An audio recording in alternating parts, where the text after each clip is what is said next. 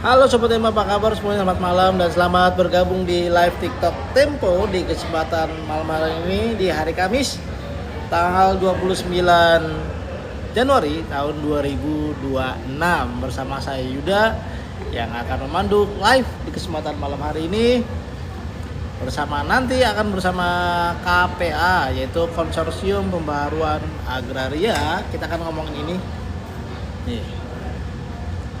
Tancap gas di jalur yang salah, paradok kebijakan agraria Prabowo Gibran menolak koreksi mereproduksi krisis. Jaket apaan? Ini bukan jaket. Halo selamat malam.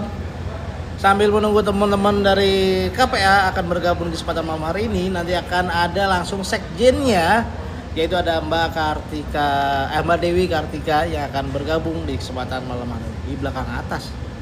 Oh ini nggak tahu itu beli di mana, udah lama ya. Malam hari ini kita akan bersama KPA, kita akan membahas mengenai cat tahu yang sudah hadir juga, itu cat tahu yang dikeluarkan oleh teman-teman dari Konsorsium Pembaharuan Agraria mengenai catatan akhir di tahun 2025 ya dari pemerintahan Prabowo Gibran nih. Ini buat teman-teman nih yang mau baca ini ya. Ini edisi peluncuran sebentar. Aku edit dulu.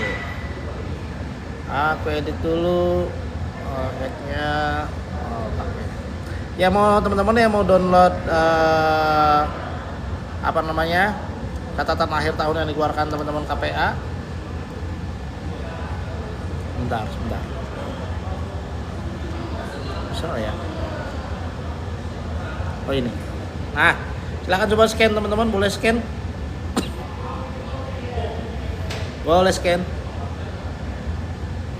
Silakan teman-teman bisa download di situ. Apa sih Bang F Nobel, apa sih media Soros fitnah terus, apa sih ya? Terima kasih udah nonton loh, udah nonton, udah komen. Terima kasih ya, rajin terus Bang, nggak apa-apa Bang. Sambil nonton sambil komen, mantap, nggak apa-apa. Terima kasih udah tuh sampai ada badge nomor 1-nya loh. Terima kasih Bang F Nobel udah rajin komen. Terima kasih udah rajin komen, nonton lagi. Kan effortnya luar biasa banget, udah nonton, komen, pakai kuota buat mendukung media yang katanya media Soros. Terima kasih udah nonton. Dan media yang katanya media antek asing. Ini teman-teman, kita akan ngomongin ini catatan akhir tahun 2025 dari teman-teman Konsorsium Pembaharuan Agraria. Teman-teman bisa unduh di sini. Boleh di-scan, kalau ada handphone satu lagi di-scan, tinggal di-download. Ya, tinggal di-download. Di situ teman-teman bisa membaca sekitar ada berapa halaman ya? Mau coba cek. Ada 148-an halaman totalnya ya. 148 halaman udah DSS. Thank you Bang Jet. Nah ini teman-teman bisa akan sambil kita diskusi, nih teman-teman bisa membaca kembali tentunya nanti bersama Mbak Dewi Kartika, sekjen dari KPA, ngomongin seberapa banyak sih sebenarnya catatan-catatan dari teman-teman Konsorsium Pembaharuan Agraria atau KPA mengenai Pak Prabowo dan Gibran, seberapa progresif mereka dalam menangani konflik-konflik agraria yang ada di Indonesia. Karena sepanjang saya ngobrol sama teman-teman KPA, kita tuh sebenarnya jahat loh sama petani, jahat loh sama nelayan gitu. Dan ini nanti kita akan ngobrol lebih lanjut bersama ada teman-teman dari KPA. Halah, media nggak kredibel, nggak bisa dipercaya. Yang bisa dipercaya apa tuh kalau boleh tahu? Kasinta punya media. Kalau punya media boleh dong tunjukin media yang kredibel apa. Oke, kita akan invite dari KPA, yaitu Mbak Dewi yang akan ngobrol di kesempatan malam hari ini.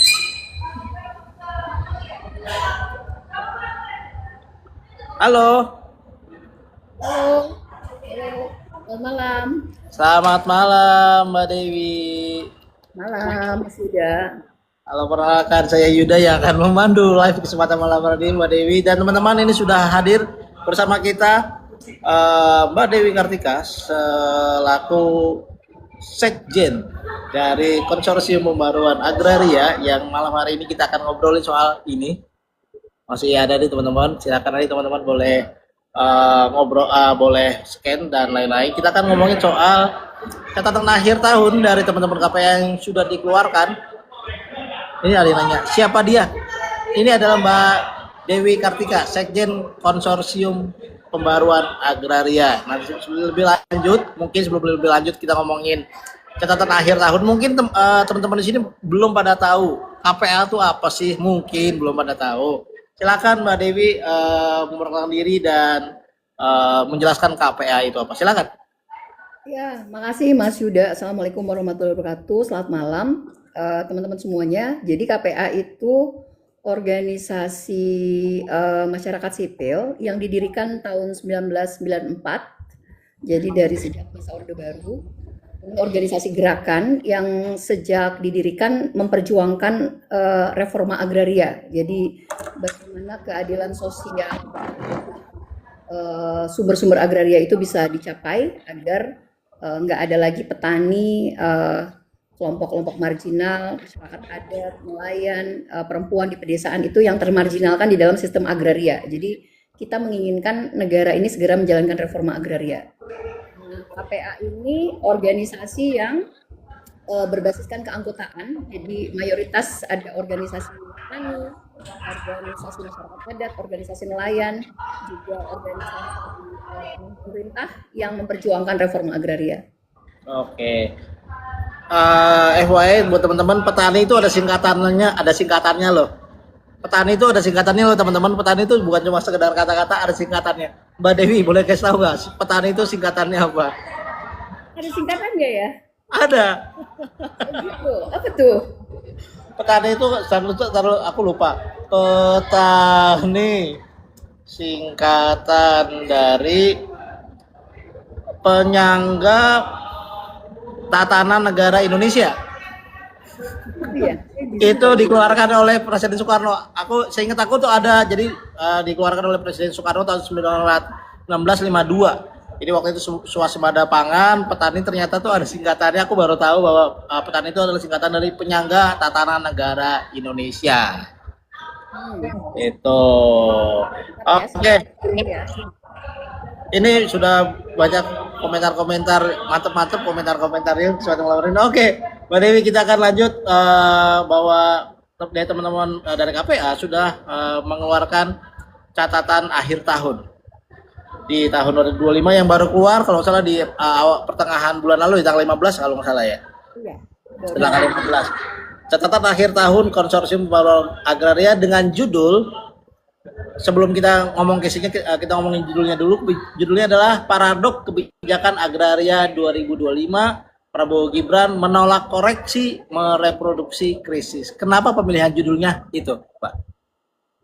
Ya, sebenarnya yang pertama ada judul besarnya, yaitu tancap gas di jalur yang salah. Jadi sebenarnya judul utamanya itu adalah kita mengibaratkan selama 1 tahun pemerintahan Prabowo Gibran itu, kalau kita bicara situasi agraria di Indonesia, jadi ibarat sopir itu sadar sudah ada di jalan yang keliru, di jalur yang keliru, tapi masih nginjak pedal gas lebih dalam lagi. Jadi itulah kenapa kita bilang ini kan sering ada jargon tuh, ayo tancap gas, ayo gas, itu kan simbol percepatan.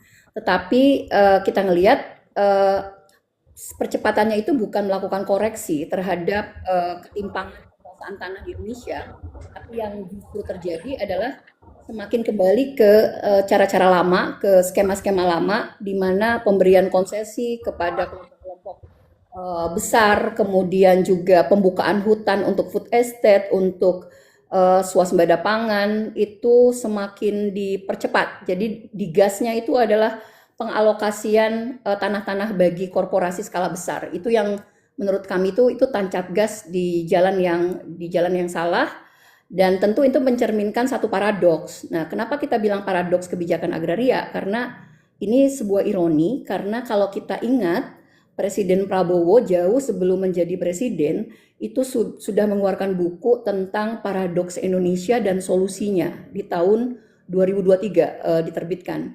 Dan di dalam buku Paradoks Indonesia yang dikeluarkan oleh Prabowo itu mengimajinasikan dan sepakat dengan cita-cita Soekarno tentang masyarakat yang adil dan makmur, masyarakat yang terbebas dari penindasan dan eksploitasi, masyarakat yang setiap warga negaranya sejahtera dan seterusnya. Tetapi kita menganggap justru di tahun pertama, 3 bulan di tahun 2024 dan 12 bulan di tahun pertama 2025 itu menunjukkan justru paradoks kekuasaan, karena terus-menerus mereproduksi krisis karena tetap tadi keberpihakannya adalah pemberian konsesi-konsesi kepada perusahaan-perusahaan besar, baik swasta maupun perusahaan negara.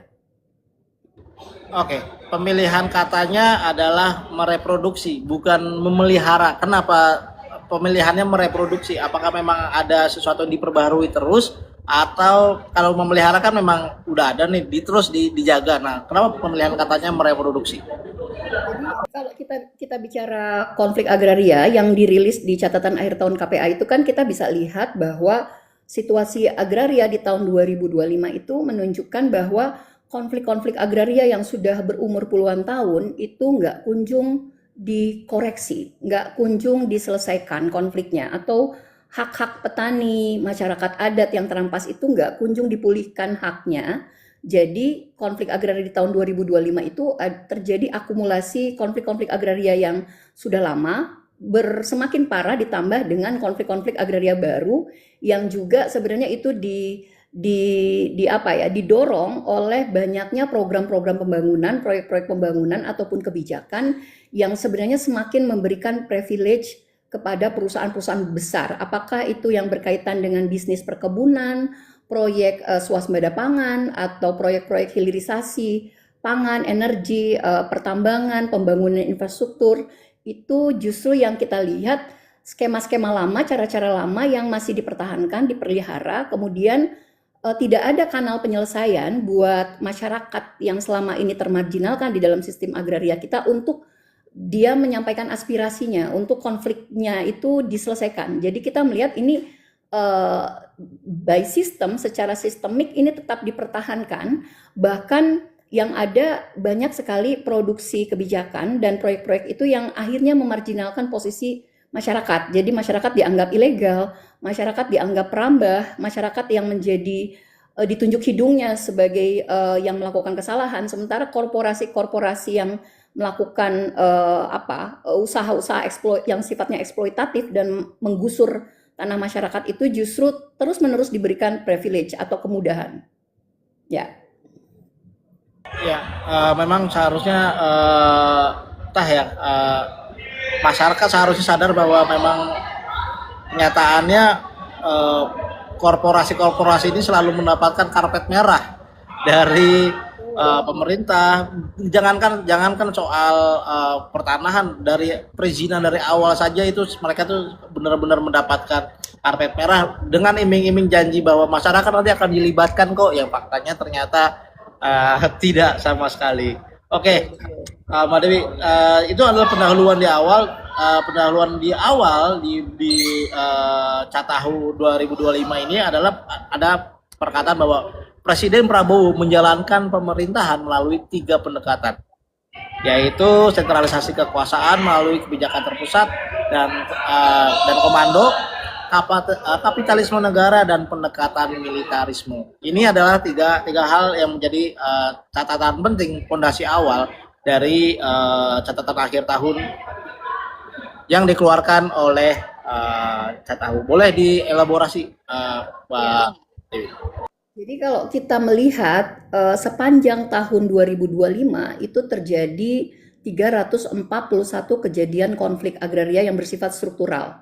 Artinya kalau konflik agraria struktural ini bukan sengketa pertanahan biasa, tetapi bagaimana masyarakat, kelompok marginal itu vis-a-vis dengan perusahaan atau bahkan negara, bahkan militer. Jadi yang paling kita lihat itu di tahun 2025 itu kenapa kita melihat bahwa kekuasaan itu dipusatkan melalui kebijakan yang terkomando. Ada beberapa indikator, misalnya bagaimana dominasi pemerintah pusat dan elit nasional serta militer itu banyak terlibat di dalam kebijakan-kebijakan atau proyek-proyek strategis. Bisa kita bilang misalnya proyek-proyek yang berkaitan dengan swasembada pangan, hilirisasi pangan dan energi, MBG, Koperasi Merah Putih, kemudian semua bisnis-bisnis investasi skala besar dan penertiban kawasan hutan yang Perpresnya baru saja diterbitkan di Januari 2025 itu yang menunjukkan bahwa kebijakan yang sangat sentralistik dan terkomando itu makin menguat di tahun 2025.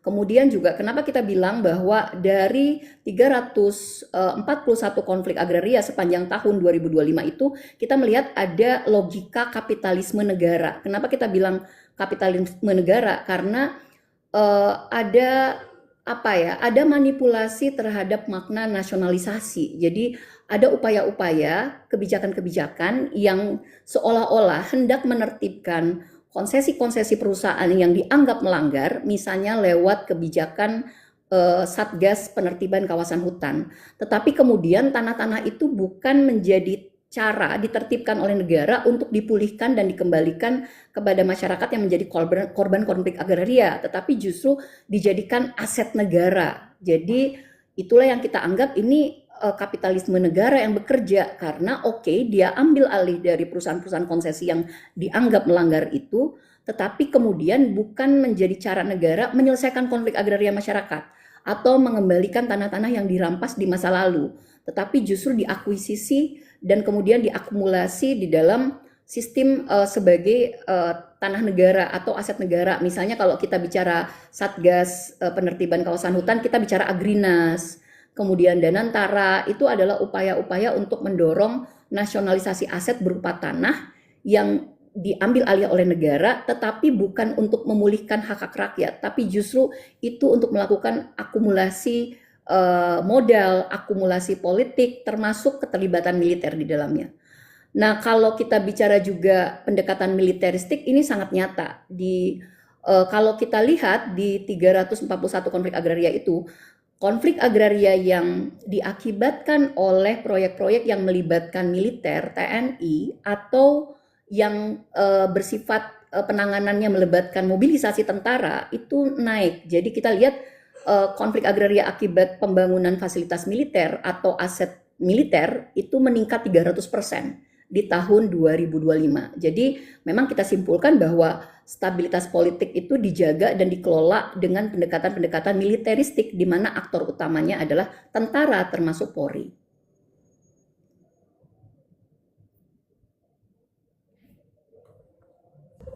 Ya, betul. Itu yang menjadi catatan, terutama ini baru saja terjadi kemarin itu ada seseorang yang punya rumah, tiba-tiba rumahnya dijadiin dapur MBG. Itu ada, itu kemarin beritanya. Dan juga ini adalah yang harus kita jadikan hal yang menjadi prihatin sekali, yaitu Tempo juga prihatin terhadap ke masyarakat di Padang Halaban ya, kemarin Sumatera Utara, yang kemarin baru digusur paksa untuk konsesi sawit milik Taipan Jakarta. Dan juga turut prihatin ke masyarakat di Merauke dan Boven Digul yang sekarang berhadapan dengan eskavator dan tentara untuk proyek cetak sawah dan kebun sawit raksa. Dan yang terbaru bahkan di minggu terakhir ini adalah konflik agraria di 2 desa di tanah register, konflik agraria tanah register 1 Wai Pisang. Ini adalah ada 16 desa yang diklaim sebagai kawasan hutan, sudah puluhan tahun, bahkan sejak 1981 sudah menjadi desa definitif, kemudian seolah-olah ditertibkan oleh Satgas PKH, kemudian Kodam dan TNI datang dan mengklaim bahwa ini akan ditargetkan untuk pembangunan rindam. Jadi bahwa pendekatan militeristik itu bukan asumsi, tapi fakta-faktanya nyata bahwa ada keterlibatan militer yang meningkat tajam di tahun 2025 di dalam konflik agraria. Memang proyek sengsara nasional ini sangat bikin sengsara rakyat dan masyarakat adat tentunya ya. Sebelum lebih lanjut, Mbak Dewi, ini sudah ada tanggapan dari ya mungkin nanti ada di buku, tapi mungkin ini menjadi tanggapan paling awal dari Al Irfan. Katanya selama KPA dan Tempo menelusuri konflik agraria korporasi dengan petani, pernahkah pemerintah berpihak ke petani? Ini pertanyaan bagus juga, tapi boleh sebagai tanggapan awal. Silakan Mbak Dewi. Ya, tentu ada ya, di mana kasus-kasus konflik agraria itu yang akhirnya selesai. Tetapi kalau kita bayangkan dengan gunung es konflik agraria yang terakumulasi dari sejak zaman Orde Baru, masa reformasi sampai dengan sekarang, itu kasus-kasus konflik agraria yang sifatnya struktural dan akhirnya selesai. Selesai itu artinya tanah masyarakat kembali pulih dan diakui hak atas tanahnya itu terlalu sedikit. Misalnya kalau kita mau catat, misalnya di masa pemerintahan Jokowi misalnya, itu ada kasus konflik agraria seperti di Desa Gunung Anten, itu masyarakat petaninya itu berkonflik dari puluhan tahun, kemudian baru selesai tahun 2023. Jadi rata-rata konflik agraria di Indonesia, apakah itu yang berkaitan dengan HGU perkebunan, atau dengan konsesi kehutanan, atau dengan pertambangan, atau akibat proyek-proyek strategis nasional, itu rata-rata 20 tahun ke atas baru bisa selesai. Jadi bisa dibayangkan kalau negara kita, lintas rezim ini pendekatannya kasuistik satu persatu gitu. Dan itu seperti pemadam kebakaran, kalau sudah ada korban, sudah ada yang tewas, sudah ada yang tertembak, sudah ada yang dikriminalisasi, lalu ada protes, maka pemerintah baru bergerak. Tetapi kadang bergeraknya pun nggak tuntas. Jadi kadang hanya misalnya pidananya, kalau ada korban yang tewas atau tertembak, ya ada pidananya yang ditangkap, tapi itu pun bukan pihak yang pengambil keputusan. Misalnya ya paling security-nya yang dipidanakan gitu. Tapi konsesinya yang menyebabkan konflik agraria itu nggak tuntaskan. Jadi ada yang selesai, tapi terlalu banyak yang tidak selesai, sehingga puluhan ribu kasus itu tidak kunjung selesai. Setiap periode pemerintahan akan selalu bilang bahwa itu akibat kebijakan sebelumnya, akibat rezim sebelumnya. Nah, tetapi kan kalau perspektifnya, cara pandang setiap pemerintahan yang sedang berkuasa itu seperti itu, maka yang akan jadi korban itu adalah tentu masyarakat, terutama petani, masyarakat adat, kemudian masyarakat miskin yang sebenarnya mereka sangat bergantung kepada tanah. Nah, apa yang terjadi ketika tanahnya nggak kunjung diberikan kepastian, bahkan mereka dianggap ilegal berpuluhan tahun. Nah, inilah yang membuat masyarakat seperti yang ada di wilayah-wilayah konflik agraria itu menjadi rentan. Misalnya ketika udah ada undang-undang cipta kerja, musuhnya bukan makin menuju penyelesaian, tapi musuhnya makin bertambah. Jadi konflik agraria itu bisa bermetamorfosa, misalnya sudah puluhan tahun berkonflik sejak Orde Baru, tiba-tiba pasca Undang-Undang Cipta Kerja, dia juga harus berhadapan-hadapan dengan bank tanah misalnya, atau tiba-tiba harus berhadapan-hadapan dengan Satgas PKH yang tujuannya untuk menertibkan konsesi-konsesi ilegal kehutanan, tapi karena konflik agraria lamanya tidak diselesaikan, maka yang berkonflik justru jadi vis-a-vis kembali dengan masyarakat. Jadi sedikit sekali yang selesai, tapi terlalu banyak yang tidak disentuh oleh pemerintahan lintas rezim. Ya, negara dengan berbasis virality ini menjadi hal yang cukup menyesakan hati. Harus viral dulu baru mau mereka liput. Padahal kalau teman-teman lihat tuh di teman-teman LBH, teman-teman KPA dan teman-teman NGO lain tuh rajin banget posting setiap ada kriminalisasi atau penyerangan dari mungkin dari TNI ataupun dari polisi ataupun dari preman-preman setempat yang menyerang warga, itu mereka rajin posting loh. Teman-teman KPA juga rajin banget posting. Itu menurut Mbak Dewi sendiri bagaimana sih ini dengan konsep harus viral dulu baru ditangani itu gimana, Mbak? Kalau pendekatannya kalau no viral no justice, berarti kan negara ini nggak berfungsi ya. Karena pada kan kalau negara atau pemerintahan sedang berkuasa kan mereka punya kebijakan, mereka punya segala resource, mereka punya struktur untuk mengupayakan penyelesaian. Yang menjadikan ironis itu kan konflik-konflik agraria itu kan harusnya ditangani oleh kementerian dan lembaga. Jadi kalau misalnya satu desa atau satu kampung atau satu wilayah adat berkonflik dengan HGU, hak guna usaha perkebunan, berarti kan yang harus diturunkan adalah Kementerian Agraria Tata Ruang, bukan kepolisian atau bukan mobilisasi aparat. Atau kalau berkonflik dengan klaim-klaim kawasan hutan, misalnya apakah dengan HTI atau dengan Perhutani atau Inhutani seperti di Lampung, itu maka yang harus diturunkan adalah Kementerian Kehutanan yang harus bertanggung jawab, bukan misalnya mobilisasi tentara atau polisi atau mengintimidasi masyarakat. Jadi tata cara yang sangat klasik di lintas pemerintahan ya, nggak cuman di pemerintahan sekarang tentu, di pemerintahan Jokowi sebelumnya, kemudian di pemerintahan sebelumnya juga, itu selalu pendekatan-pendekatan legalistik, pendekatan-pendekatan militeristik, mobilisasi aparat, itu lebih dikedepankan ketimbang menghadapi masyarakat yang protes untuk mempertahankan tanahnya itu dengan pendekatan-pendekatan dialog dan juga keterbukaan. Jadi bukan pendekatannya legalistik. Kalau legalistik atau hukum positif semata, maka petani, masyarakat adat yang tidak kunjung dilakukan pengakuan hak atas tanahnya itu menjadi ilegal di mata hukum. Padahal hukum itu bisa sangat tajam kepada orang-orang kecil, tetapi sangat sangat tumpul kepada konsesi-konsesi yang terbukti adalah penguasa tanah di Indonesia. Jadi nggak heran kalau rasio gini tanah kita itu menunjukkan ketimpangan yang sangat akut. Ada 1% atau segelintir kelompok para perusahaan-perusahaan skala besar, konglomerasi itu yang menguasai 68% aset tanah di Indonesia. Jadi sangat timpang sekali dibandingkan misalnya kalau kita mau kontraskan dengan situasi petani kita, itu rata-rata petani kita gurem. Apa artinya gurem? Pemilikan tanahnya itu di bawah setengah hektar, bahkan 0,2, 0,3. Mereka berada di dalam situasi kemiskinan. Dibandingkan dengan konsesi-konsesi seperti Sinarmas Group, Wilmar Group, macam-macam perusahaan konsesi besar, mereka memonopoli tanah. Dan bisnis-bisnis yang berbasiskan sumber daya alam, itu yang justru menyebabkan tadi konflik agraria berpuluhan tahun. Dan bahkan kalau kita bicara di Sumatera, penguasaan konsesi monopoli tanah itu juga berimbas. Di tahun 2025 kita menyaksikan ada bencana ekologis, ada banjir, ada longsor, karena memang di Sumatera Utara, di Sumatera Barat, di Aceh itu setidaknya ada 600-an perusahaan yang memiliki konsesi dan menguasai kurang lebih 2 juta hektar tanah, lebih dari 2 juta hektar tanah. Dan itu banyak perusahaan-perusahaan itu yang sepanjang puluhan tahun ini terlibat konflik agraria dengan masyarakat. Artinya memang ada keterkaitan antara bencana alam, bencana ekologis yang terjadi di Sumatera dengan politik pemberian konsesi kepada perusahaan-perusahaan skala besar itu. Ya, memang itu yang menjadi hal yang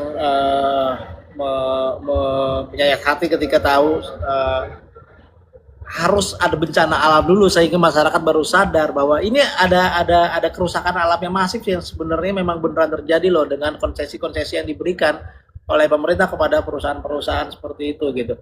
Iya, Yang betul. Buktinya kemarin dicabut kan konsesi, beberapa konsesi yang terbukti menjadi penyebab longsor dan banjir di 3 provinsi di Sumatera itu akhirnya dicabut. Nah, yang harus kita antisipasikan jangan-jangan pencabutan konsesi itu bukan sebagai jalan untuk pemulihan hutan di Sumatera dan dikembalikan juga kepada misalnya masyarakat adat yang terampas seperti apa yang berkonflik dengan Toba Paplestari di Sumatera Utara. Yang kita khawatirkan justru penertiban konsesi itu akan kembali lagi tapi ganti pemain.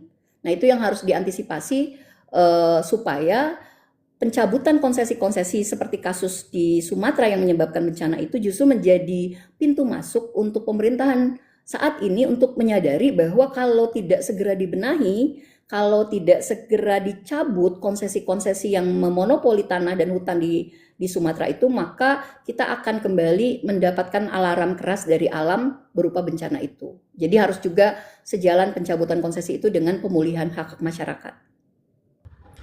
solusi yang dilakukan pemerintah dari kacaunya cuaca sekarang adalah modifikasi cuaca.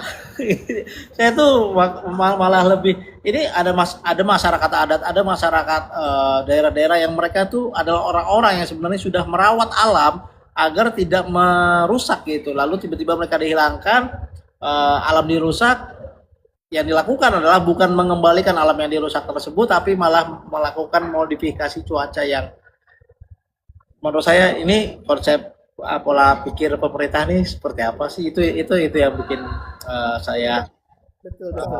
aneh Ya, juga.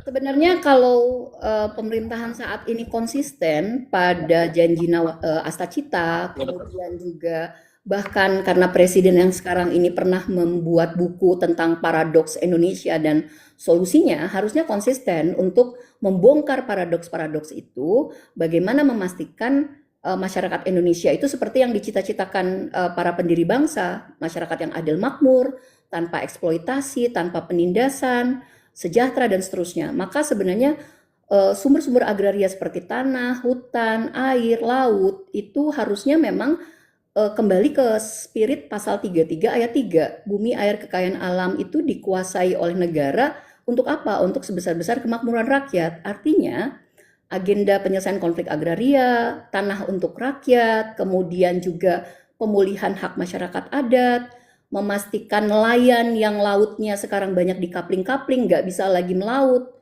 maka itu harus dipulihkan kalau memang mau kembali ke spirit pasal 33 ayat 3 dan mau membongkar paradoks itu gitu. Jadi saya pikir harusnya solusi-solusi itu yang didorong, bukan kembali terus mereproduksi kebijakan-kebijakan atau proyek yang semakin meminggirkan kelompok-kelompok marginal seperti petani misalnya, dan semakin memisahkan petani yang bergantung kepada tanah dari alat produksinya yang utama. Jadi data kita memang menunjukkan bahwa konversi tanah pertanian ke fungsi-fungsi non pertanian, apakah untuk industri tambang, untuk industri kehutanan, untuk sawit, itu memang telah menjadi penyebab terjadinya konversi lahan pertanian yang sangat cepat. Sensus pertanian kita menunjukkan itu, dari tahun ke tahun itu semakin kecil sekali pertanian kita. Itulah kenapa nanti imbasnya ke sistem pangan kita. Kita nggak punya daya tahan untuk memastikan kita bisa punya kedaulatan pangan. Kita harus tetap impor. Kita sekarang sedang beralih ke food estate, misalnya bagaimana di Papua 2 juta hektar ditargetkan untuk membangun cetak-cetak sawah baru dan swasembada pangan, bukan menguatkan pertanian-pertanian skala kecil, pertanian-pertanian yang dikelola oleh petani kita, pertanian rakyat kita. Alih-alih memperkuat itu, pertanian rakyat justru sekarang sedang didorong program-program swasembada pangan yang itu kembali memperkuat pertanian yang dikuasai oleh perusahaan-perusahaan skala besar yang juga keterlibatan militer di situ. Ya, klaim-klaim kita ini biasanya dibantah oleh Pak Mentan yang beliau selalu menggunakan, mohon maaf ya teman-teman Tempo nih kalau saya ngomong ini tiba-tiba ntar disomasi lagi, dinaikin lagi. Pak Mentan yang selalu berkata lain bahwa di kebijakan selama dia harga gabah turun, petani makmur dan lain-lain. Itu bagaimana, Mbak Dewi? Ya, yang sangat ironis itu kalau dari catatan akhir tahun KPA tahun 2025 itu justru menunjukkan bahwa kenaikan konflik agraria yang signifikan di tahun 2025 itu justru terjadi di landscape agraria yang berupa tanah pertanian. Jadi itu satu anomali di tengah begitu banyak proyek-proyek, program-program dan kebijakan tentang swasembada pangan, hilirisasi pangan dan energi, MBG dan seterusnya, justru di dalam konteks kebijakan agraria dan konflik-konflik agraria itu justru banyak terjadi di tanah-tanah pertanian rakyat. Artinya apa? Artinya bahwa di tanah-tanah pertanian masyarakat ini sedang terjadi tekanan yang sangat kuat bagaimana tanah-tanah pertanian rakyat itu hendak dikonversi ke fungsi-fungsi lain, atau kalaupun dia tetap menjadi tanah pertanian atau ladang pertanian atau kebun, itu berpindah kepada para pemilik modal. Jadi sekarang itu sedang justru keberpihakannya kepada petani dan keluarga petani itu sangat kecil. Sekarang kan sedang didorong misalnya food estate, targetnya kurang lebih 3,2 juta hektar, di mana hutan-hutan dibuka, termasuk di Papua, termasuk di Sumatera Utara. menggantikan fungsi-fungsi petani, nelayan sebagai produsen pangan yang utama itu ke tangan-tangan korporasi skala besar. Bagaimana tentara juga terlibat melakukan land clearing, pembukaan lahan, yang itu sebenarnya akhirnya melihat petani itu atau masyarakat adat itu hanya sebagai buruh upah murah, bukan sebagai produsen pangan atau penyangga tiang negara itu. Jadi ada ironi sebenarnya di tengah proyek pangan yang semakin menguat, tetapi justru pendulumnya, keberpihakannya justru kembali lagi ke korporasi-korporasi skala besar itu. Yaitu yang akhirnya memperparah konflik agraria di tahun 2025, semakin memperparah juga ketimpangan penguasaan tanah di Indonesia. Oke, baik. Itu ya Pak Amran. Siapa tahu Pak Amran nonton. Ya, Pak Amran nggak pernah saya mendengar Pak Amran bicara reforma agraria, justru bicaranya hilirisasi energi, peternakan yang diserahkan ke perusahaan besar, bukan kepada peternak, petani kecil dan seterusnya. Jadi ya kita tantang mentan untuk berpihak kepada reforma agraria.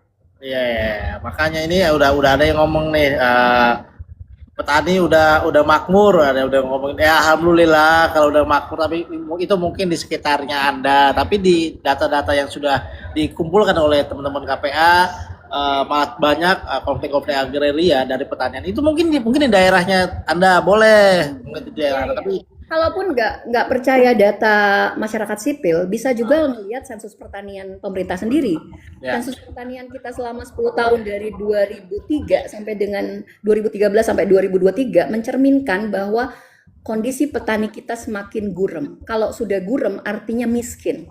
Dan itu adalah data pemerintah sendiri. Artinya banyak sekali tanah-tanah pertanian masyarakat itu yang akhirnya terampas, tergusur, terkonversi ke fungsi-fungsi non pertanian, misalnya untuk pembukaan sawit. Sekarang sawit itu di Indonesia sudah menguasai kurang lebih 17 juta hektar di Indonesia, dan itu hanya dikuasai oleh segelintir kelompok pengusaha. Berbanding terbalik dengan penguasaan tanah oleh petani-petani kita yang 68%-nya adalah petani gurem. Betul. Terus ini juga ada yang komen lagi, food estate itu sebenarnya program bagus, tapi para mafia yang merusak. Semua program-program MBG itu bagus kalau ya sama yang food estate juga bagus kalau undang-undangnya jelas, caranya jelas dan lain. Food estate bagus kalau yang melaksanakannya petani. Betul. Bukan tentara, bukan perusahaan besar yang udah super kaya-kaya itu menggantikan posisi petani, petaninya dijadikan buruh. Nah, makanya food estate itu bukan hanya di sekarang ya. Food estate itu kan kebijakan di zaman Jokowi juga, kemudian di bahkan zaman Soeharto juga pernah ada cetak sawah, kemudian swasembada pangan yang itu terbukti kalau bersifat monokultur skala besar itu sudah terbukti gagal. Nah, kenapa nggak memperkuat petani kita yang tadi jumlahnya aja petani gurem masih 17 juta rumah tangga petani. Kalau itu diberdayakan, kalau itu diperkuat, kalau itu tanahnya diinjeksi dengan redistribusi tanah, maka sebenarnya kita nggak butuh food estate yang dikelola oleh perusahaan-perusahaan dan militer itu. Kita nggak perlu lagi impor, cukup berpegang pada petani sebagai soko guru pembangunan Indonesia itu. Betul, karena sekali lagi konsepnya kalau beneran food estate itu udah dilakukan oleh masyarakat. Kan sekarang food estate yang saat ini dilakukan pemerintah adalah dari sudut pandang pengadaan, bukan sudut pandang proyek aja gitu, bukan sudut pandang beneran pengen mandiri pangan, enggak. Ini udah jelas sudut. Sebenarnya kalau Prabowo itu kan sudah mencatat paradoks Indonesia ya di bukunya tentang keadilan, kemakmuran, kesejahteraan, dan apa solusi-solusinya. Nah, kalau misalnya kita mau betul-betul mencapai swasembada pangan, kedaulatan pangan, maka bertumpulah kepada petani, kepada nelayan yang menjadi produsen pangan, bukan menyingkirkan mereka dan menggantikan dengan peran-peran perusahaan atau bahkan militer. Itulah yang sebenarnya salah, dan kenapa banyak protes-protes masyarakat, karena banyak kampung-kampung mereka, wilayah adat mereka, tanah pertanian mereka, sawah-sawah itu yang terancam digusur karena hendak digantikan oleh peran-peran korporasi dan militer. Itulah yang kami catat di 341 letusan konflik agraria. Oke, itu catatan yang kalau teman-teman baca ini ada Total itu sekitar ada 914 juta hektar ya, 404 juta hektar, dan juga ada 123.612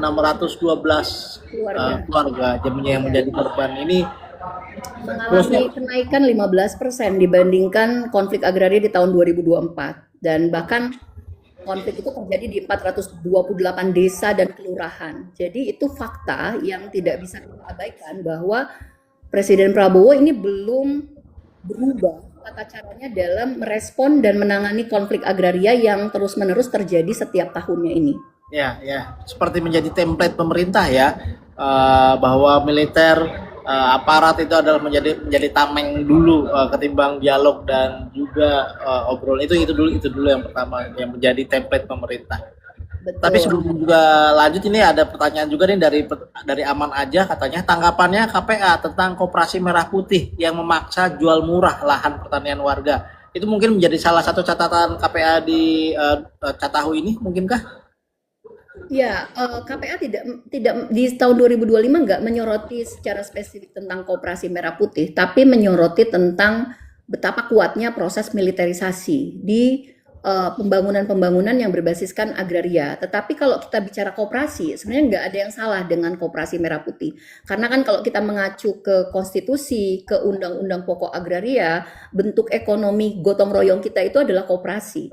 Yang salah dari konsep atau pendekatan Koperasi Merah Putih itu seolah-olah ada penyeragaman koperasi.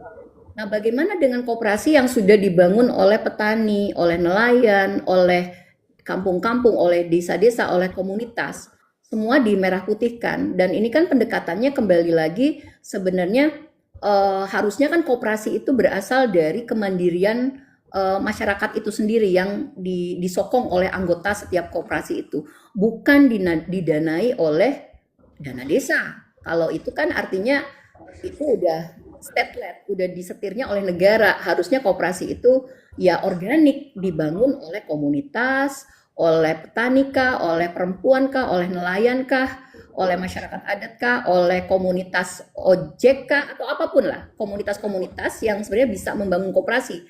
Nah, negara fungsinya adalah memfasilitasi itu, memastikan mereka secara birokrasi, administrasi nggak dipersulit. Jadi bukan menyeragamkan menjadi Koperasi Merah Putih yang lagi-lagi sebenarnya itu sangat politis pendekatannya.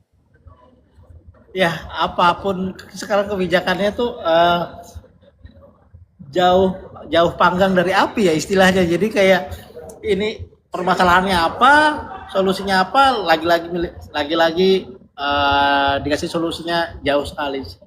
Ya seperti yang dibilang tadi Mbak Dewi, bahwa koperasinya bagus, MBG-nya bagus, penerapannya selalu yang menjadi permasalahan.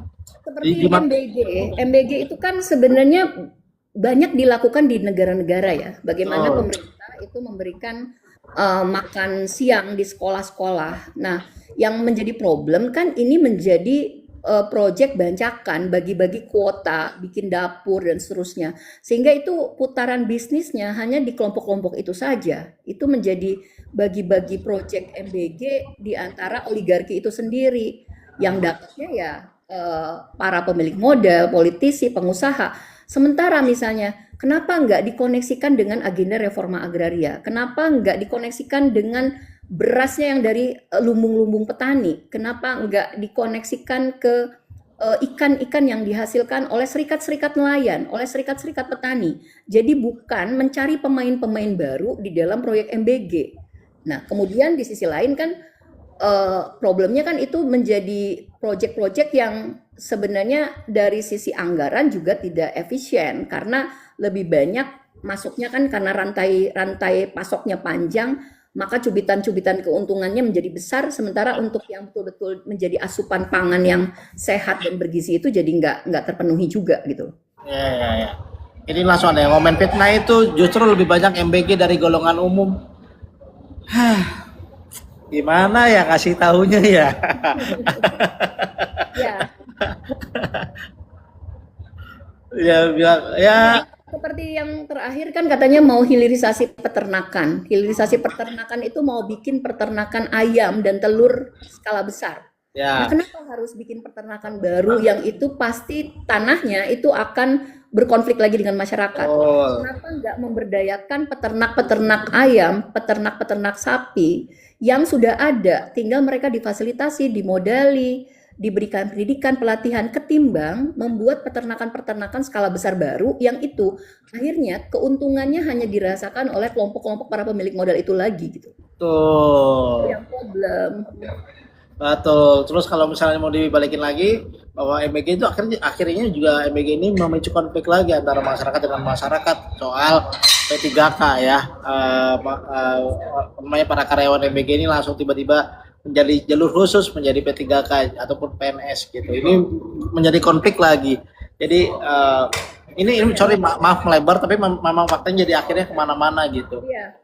Memang harusnya MBG itu dikoneksikan dengan agenda reforma agraria. Jadi kalau misalnya pemerintahan Prabowo serius mau menjalankan reforma agraria sesuai janjina Astacita kedua, sebenarnya MBG itu harusnya dikoneksikan kepada agenda RA. Bagaimana itu caranya ya? Memperkuat lumbung-lumbung produksinya rakyat. Lumbung padi, lumbung sayur mayur, buah-buahan, wilayah tangkap nelayan itu dikoneksikan ke dalam sistem MBG itu. Jadi artinya keuntungan dan manfaatnya itu bisa dirasakan juga oleh kelompok-kelompok marginal. Jadi bukan lagi dinikmati oleh perusahaan-perusahaan skala besar atau elit-elit juga yang mendapatkan proyek-proyek MBG itu. Betul, apalagi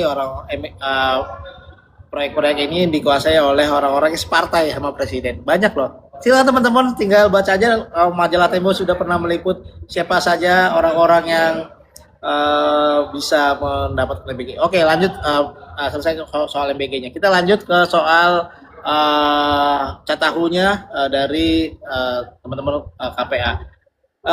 Di salah satunya di perkebunan, aku lihat konflik-konflik di perkebunan ini sawit ini menempatin nomor 1 yaitu di 74 konflik agraria.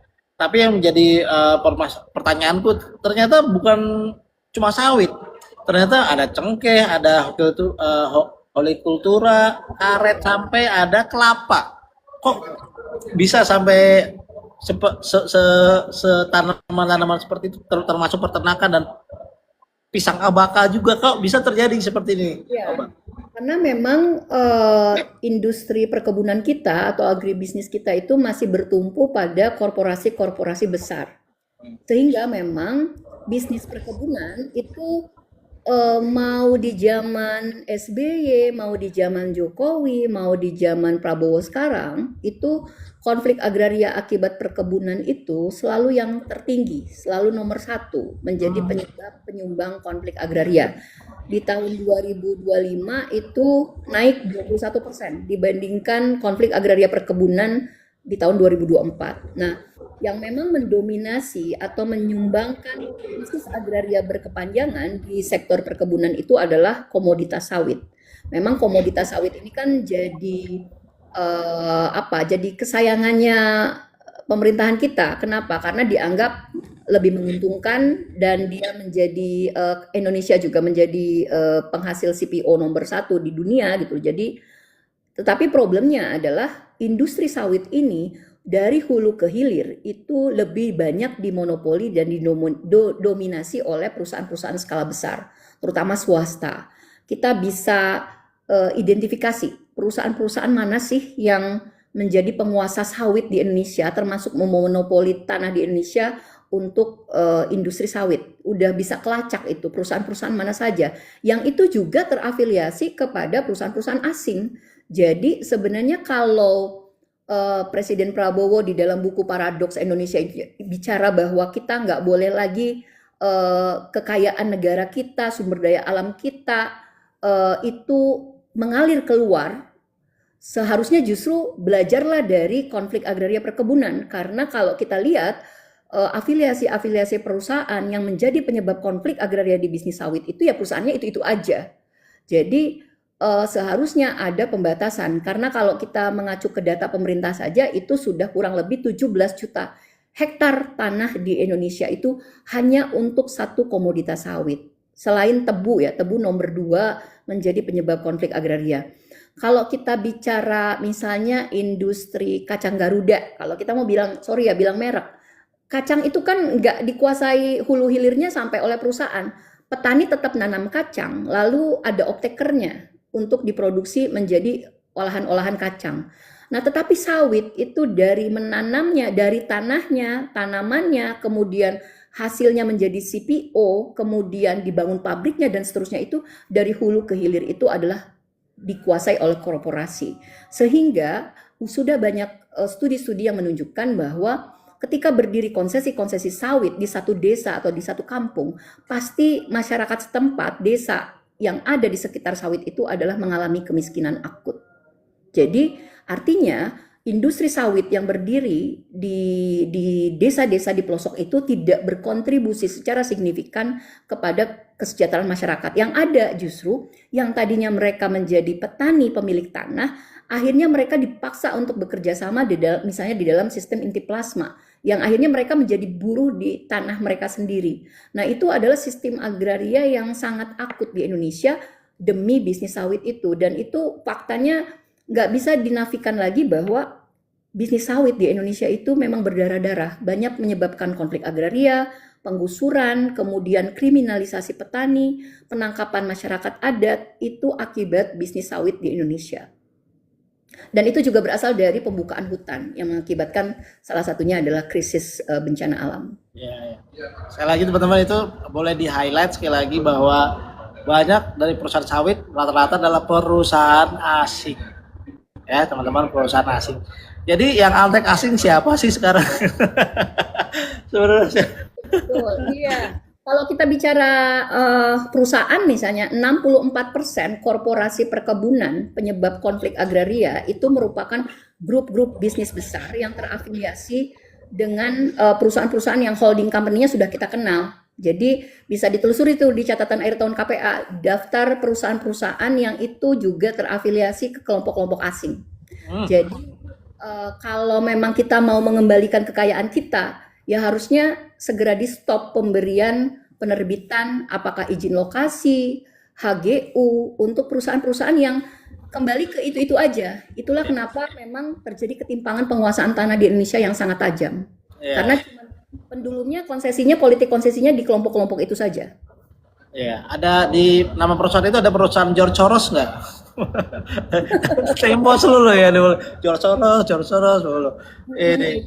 Silakan akses di Catahu, ada daftar perusahaan-perusahaannya yang penyebab afiliasi di korporasi perkebunan, tambang, kehutanan, itu ada daftar korporasinya.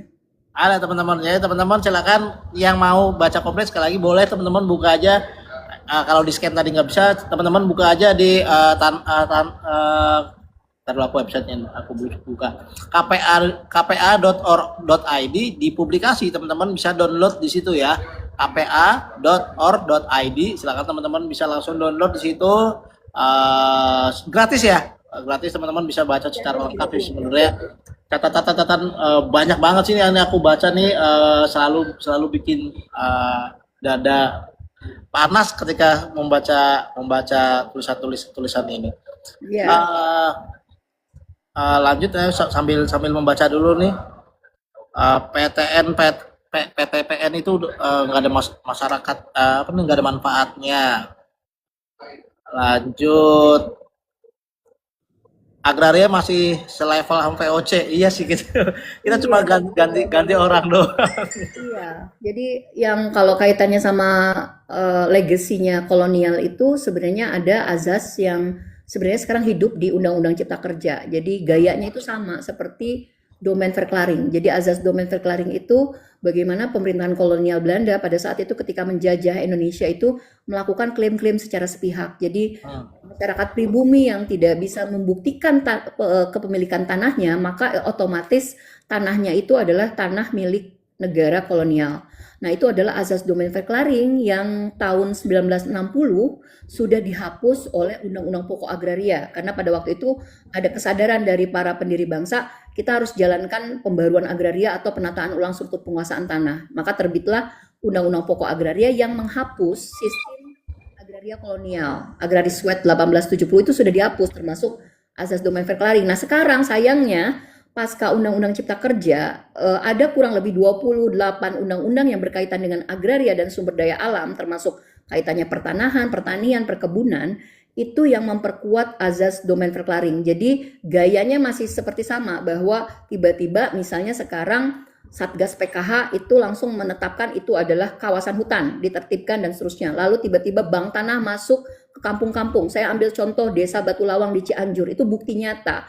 Konflik agraria sejak Orde Baru sekarang harus berhadapan-hadapan dengan yang namanya Bank Tanah. Lalu Bank Tanah itu klaim bahwa ini adalah aset negara lewat HPL-nya Bank Tanah. Atau tadi yang PTPN, misalnya banyak petani masyarakat adat yang berkonflik dengan PTPN atau perkebunan negara milik BUMN, ini yang tadinya dia hanya berkonflik puluhan tahun dengan PTPN, sekarang bermetamorfosa harus berhadapan-hadapan juga dengan TNI. Ya. Karena sekarang TNI misalnya punya MOU dengan PTPN, jadi ada cara halus juga untuk ngusir lewat program-program swasembada pangan. Jadi kembali lagi tuh, program swasembada pangan, hilirisasi energi, itu jadi pintu masuk yang memperparah situasi konflik agraria. Ya, satu hal juga yang harus teman-teman pahami bahwa memang seberapa besar sih keberpihakan pemerintah terhadap rakyat ataupun terutama pada agraria ataupun masyarakat adat adalah dengan tidak pernah diobrolkannya lagi soal undang-undang masyarakat adat. Itu adalah hal yang ini pemerintah ini sibuk undang-undang yang menguntungkan mereka aja gitu. Kayak undang-undang anti propaganda asing dan lain-lain. Dari Mbak Dewi sendiri, undang-undang masyarakat adat ini udah nyampe mana sih sebenarnya, Mbak?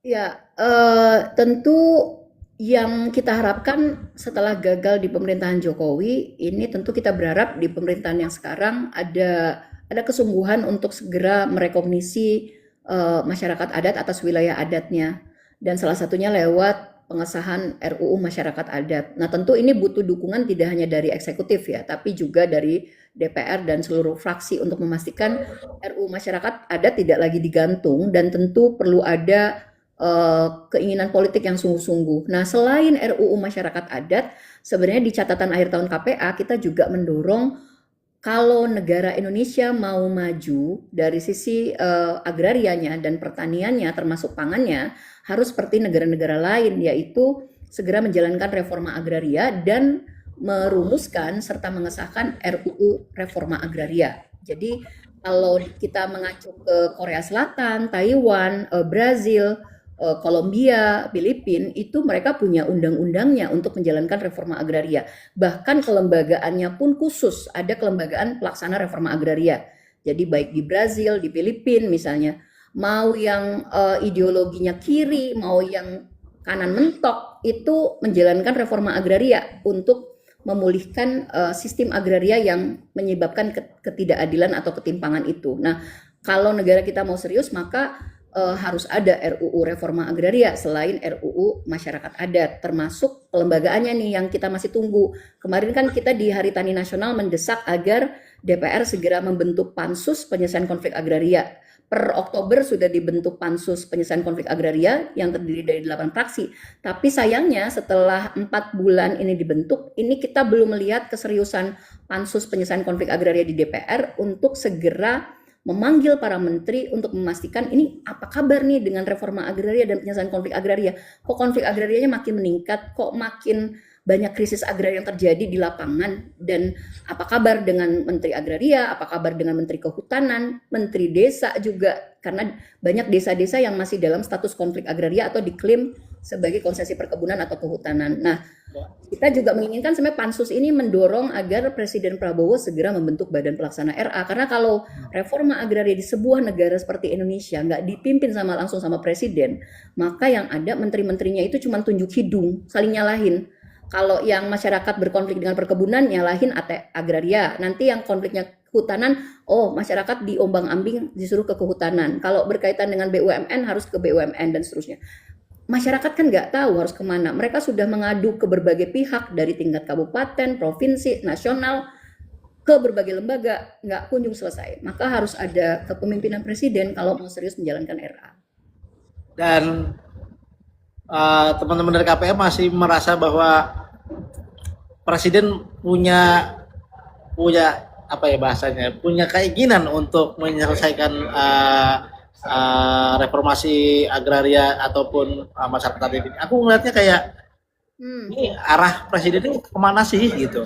Tantangannya kan tadi ya, seperti yang di catatan akhir tahun KPA ada paradoks kekuasaan. Jadi alih-alih menjalankan reforma agraria, justru politik pemberian konsesi kepada para pemilik modal, privilege, keistimewaan kepada para pemilik modal, ke elit bisnis, elit politik itu semakin menguat. Jadi ada semacam paradoks. Tapi kan reforma agraria itu sudah jadi janji politik, bahkan ada di RPJMN, ada juga di rencana tahunannya pemerintah. Jadi sifatnya dari kita di gerakan reforma agraria, kita akan terus menagih dan memastikan itu segera dijalankan. Kalau enggak ya artinya kan rakyat nggak bisa bergantung kepada negara.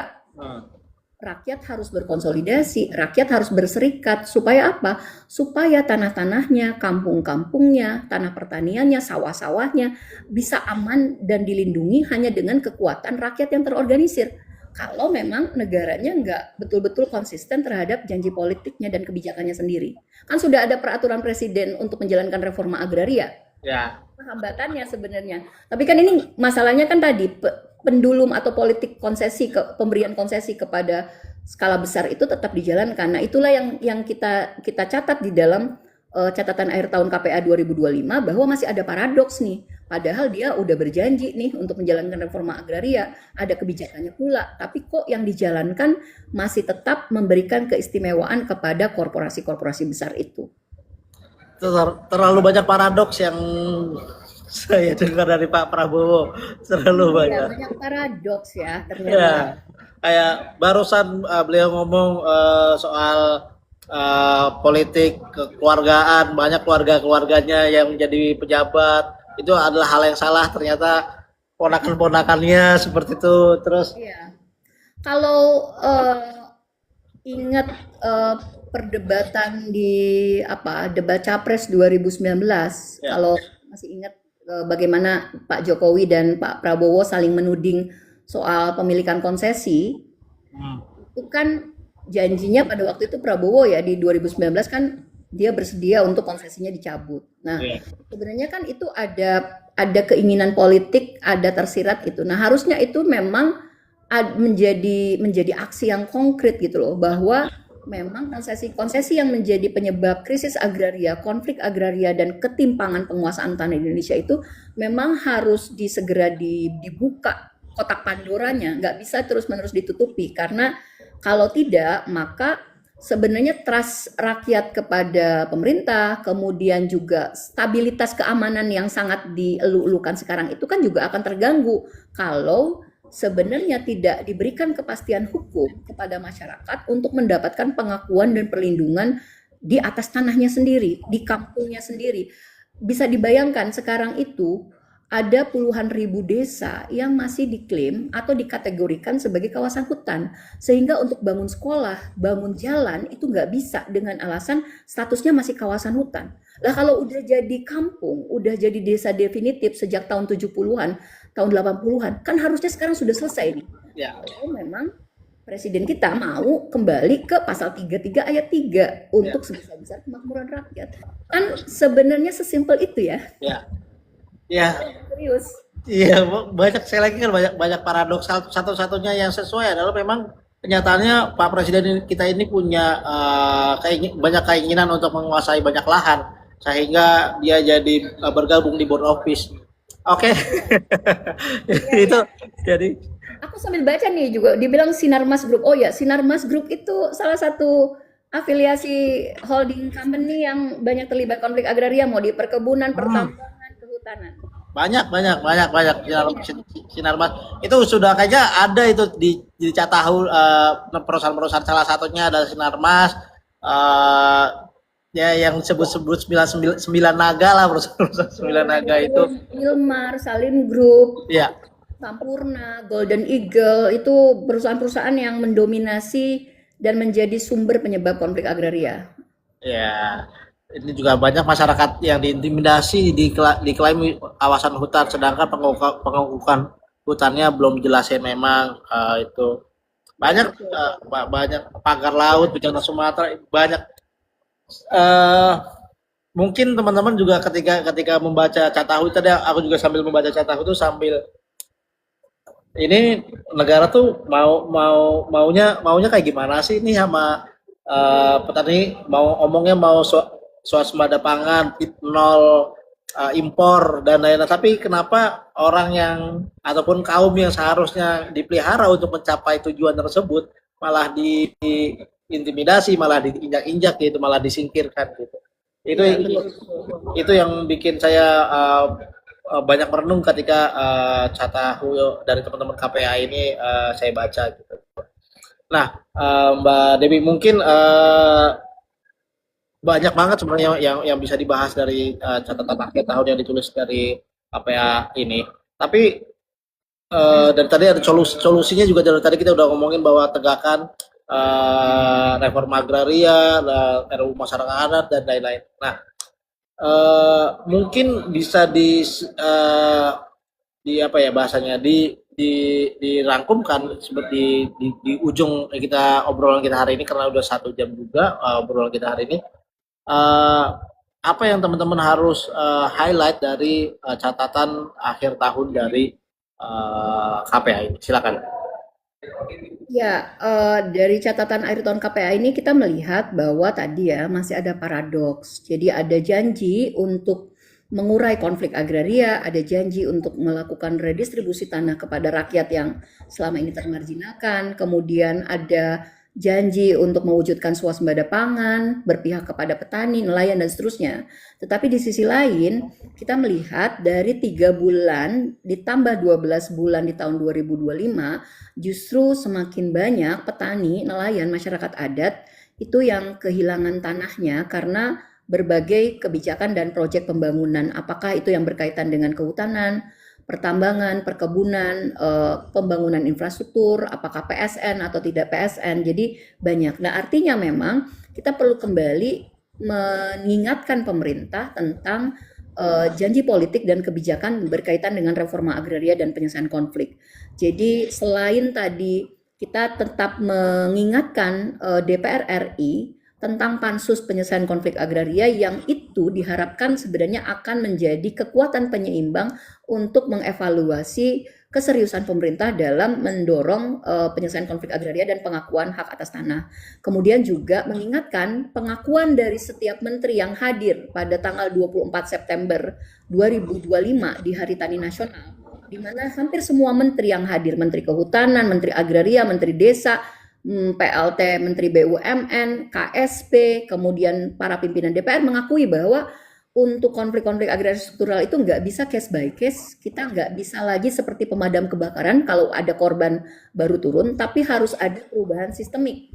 Nah, perubahan sistemik itu apa? Maka reforma agraria itu harus ada lembaga khususnya, lembaga khusus yang tidak lagi bergantung kepada kementerian yang ada. Kenapa? Karena kementerian itu sumber masalahnya yang menerbitkan HTI, konsesi kehutanan, mengklaim kawasan hutan, HGU, HGB, HPL, itu berasal dari kementerian-kementerian itu. Jadi nggak mungkin kan yang menjadi penyebab itu yang menjalankannya. Nah, sehingga memang kalau kita tetap, karena kita berharap ini masih tahun pertama dan memasuki tahun kedua, ya Presiden harus kembali kepada janji politik dan kebijakannya untuk segera menyelesaikan konflik-konflik agraria yang dihadapi oleh masyarakat, baik yang sejak zaman Orde Baru, reformasi, sampai dengan konflik agraria yang baru sekarang-sekarang ini, itu untuk segera dituntaskan di dalam kerangka RA, termasuk tentu redistribusi tanah dan bagaimana memperkuat pengembangan ekonominya di lokasi-lokasi yang diselesaikan konflik agrarianya itu. Jadi nggak parsial hanya penyelesaian kasusnya atau pengakuan hak atas tanahnya, tapi juga bagaimana mendorong transformasi sosial di pedesaan sehingga tadi cita-cita masyarakat yang adil makmur, masyarakat yang punya resiliensi pangan itu bisa terwujud. Nah, kemudian juga soal RUU reforma agraria. Jadi DPR Presiden tuh harus serius nih untuk mendorong RUU reforma agraria karena tanpa itu maka Indonesia akan ketinggalan di antara negara-negara yang sudah serius menjalankan RA dan mereka terbukti sektor pertaniannya, pangannya itu semakin maju. Di sisi lain ya kita harus mendesakkan terus menghentikan pelibatan TNI Polri di dalam penanganan konflik agraria. Jadi kalau kita mau menjauhkan agraria itu dari kriminalisasi korban, kekerasan, penembakan dan seterusnya, maka konflik-konflik agraria yang ada protes-protes masyarakat terhadap tanah kampungnya yang terancam itu bukan di pendekatannya lewat mobilisasi aparat dan hukum positif semata. Jadi harus ada Presiden harus memerintahkan Polri dan TNI tidak terlibat dalam penanganan konflik agraria. Kemudian juga soal hak atas perumahan bagi rakyat. Jadi sekarang itu karena tanah itu sudah semakin menjadi alat komoditas yang diperdagangkan menjadi alat transaksional, maka kalau sudah jadi alat komoditas kan siapa yang bisa menguasai tanah? Maka orang yang punya duit saja. Nah untuk itu memang keberpihakan kepada rakyat untuk mendapatkan kehidupan yang lebih layak berupa tanah dan perumahan, tanah pertanian dan perumahannya itu juga harus menjadi bagian dari agenda RA. Di sisi lain harus ada moratorium atau harus udah stop tuh penerbitan konsesi apakah untuk perkebunan, untuk sawit, untuk tambang, untuk PSN yang sudah menyebabkan konflik agraria itu harus segera dilakukan stop. Jadi dan penyetopan itu nggak berhenti di penyetopan, pencabutan atau penertiban seperti Satgas PKH ya, tapi harus menjadi jalan bagi pemulihan hak-hak rakyat. Nah, kemudian harus didorong industrialisasi pertanian, peternakan, pembangunan pangan di pedesaan. Jadi bukan yang seperti sekarang nih, industrialisasinya yang dari hulu ke hilir itu pemainnya para pemilik modal besar. Justru industrialisasi di pedesaan itu harus didorong dalam kerangka RA.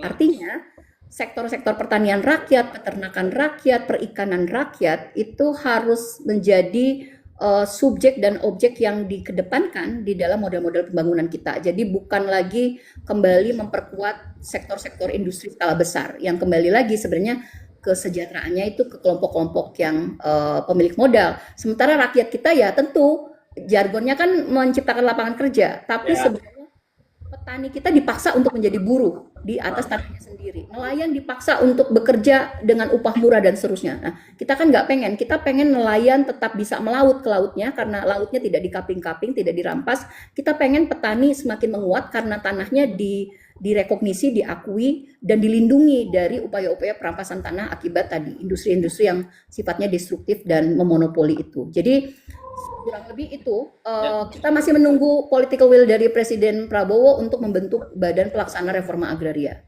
Oke, baik Mbak Dewi. Mbak Dewi, ini pertanyaan sebenarnya ini pertanyaan yang banyak aku pikirin udah sejak lama, cuma aku belum menemu jawabannya. Mungkin sebelum penutupan, menurut Mbak Dewi kenapa Kementerian Lingkungan sekarang dan Lingkungan Hidup dan Kementerian Kehutanan dipisah? Alasannya kenapa ya, Mbak ya? Mungkin kalau dulu kan di zaman pemerintahan Jokowi itu kan disatukan karena kita berpikir supaya kehutanan itu dengan lingkungan itu punya spirit dan nilai-nilai yang sama, bahwa pengurusan konsesi kehutanan atau fungsi kawasan hutan itu juga tetap memperhatikan keberlanjutan alam. Jadi harusnya dia tidak egosektoral atau dipisah. Nah, pemisahan bisa jadi positif, bisa juga negatif. Artinya seolah-olah ini nanti antara kehutanan dan lingkungan hidup itu bisa jadi vis-a-vis nih kepentingannya. Karena yang satu adalah soal fungsi kawasan hutan termasuk tadi konsesi-konsesi. Yang satu tentu perspektifnya adalah lingkungan hidup. Nah, mudah-mudahan itu adalah cara yang efektif untuk kembali berpikir bahwa klaim-klaim kawasan hutan itu bukan soal pemberian konsesi itu. Bukan soal politik konsesi HTI dan seterusnya, tapi fungsi ekologisnya yang harus kita perhatikan, bahwa fungsi hutan itu bukan soal administrasi bahwa dia kawasan hutan, karena kita banyak melihat fakta ada desa-desa, kampung-kampung yang dikelola oleh petani, oleh masyarakat desa, itu fungsi ekologisnya lebih baik dibandingkan status kawasan hutan yang diberikan konsesinya kepada perusahaan. Jadi fungsi ekologis itu yang harus dilihat. Kemudian bagaimana supaya dia sejalan juga dengan tentang keadilan agrarianya, bahwa tanah untuk rakyat itu memang satu pendekatan yang sebenarnya keberpihakannya bagaimana memastikan ada keadilan bagi manusia, bagi warga negara Indonesia, bagi petani, orang-orang yang bergantung pada tanah dan kekayaan alam.